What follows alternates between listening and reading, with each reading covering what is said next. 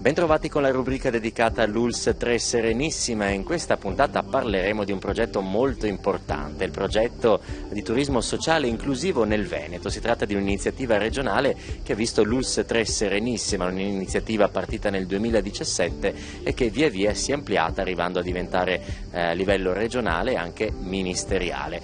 Ci troviamo all'Hilton Molino Stucchi di Venezia, dove è stata proprio presentata l'edizione 2022. Al mio fianco il dottor Massimo Zuin, direttore dei servizi sociosanitari, quindi spieghiamo innanzitutto quali sono le finalità di questo progetto.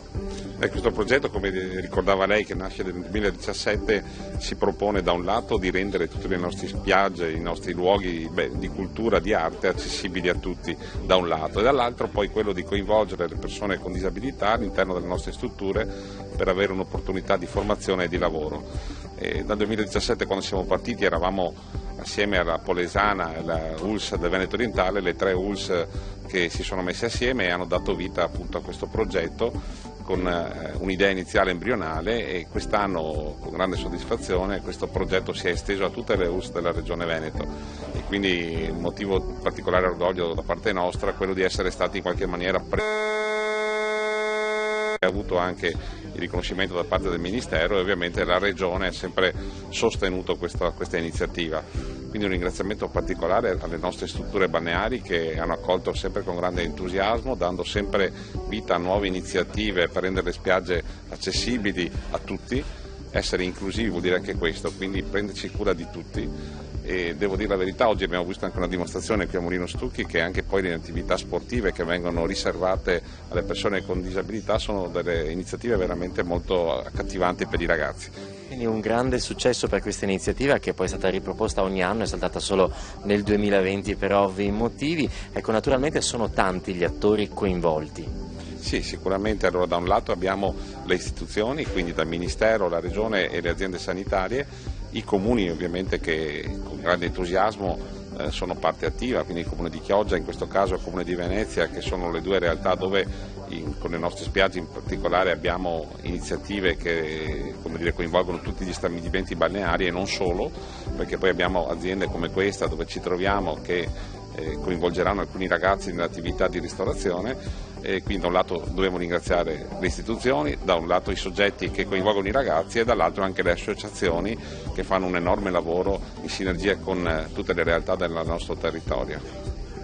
La parola adesso al dottor Vanni Stangerlin, direttore dell'unità operativa sociale dell'ULSS 3 Serenissima, nonché referente aziendale proprio per l'ULSS 3 del progetto Turismo Sociale Inclusivo nel Veneto. Quindi spieghiamo meglio come si articola questa iniziativa, che cosa prevede nello specifico. Sì, innanzitutto ovviamente non è un'iniziativa di quest'anno, è un progetto, come avete sentito, già avviato nell'anno 2017, che è arrivato ormai alla quinta edizione.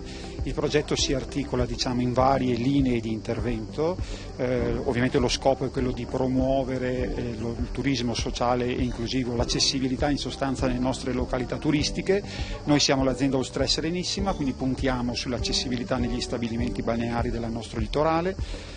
Il progetto si articola in varie iniziative.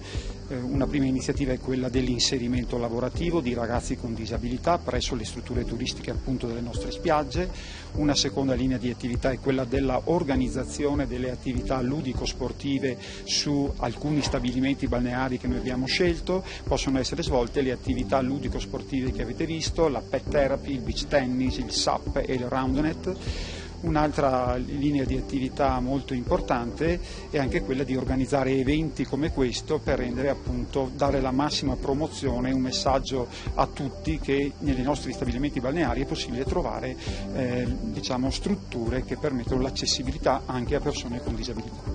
Quindi servizi accessibili a tutti. Ecco, per esempio qua all'Hilton Molino Stucchi abbiamo visto proprio una dimostrazione di SUP, anzi di SUP, come per dirla all'italiana.